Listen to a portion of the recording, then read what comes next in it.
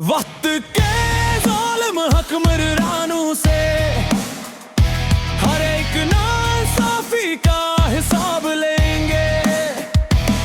Election चोर हुक्मरानों से आईन की हर एक शक का जवाब लेंगे। पूछेंगे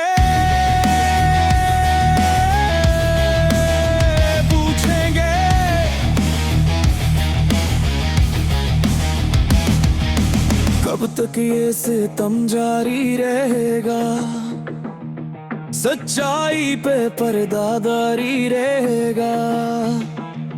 हर क़ैद से हम न कुराएंगे, हर जंजीर हम तोड़ेंगे, नए अहद की बुनियाद रखेंगे। वक्त के ज़ालिम हुक्मरानों से हर एक नाइंसाफी का हिसाब लेंगे। जुल्म के साथ लोगों को डरा तो सकते हैं, लेकिन याद रखें जब आवाम का सोना भी निकलता है तो वो किसी से न डरता है न किसी से खौफ आता है। पूछेंगे कौन बचाएगा पाकिस्तान? आखिरी बात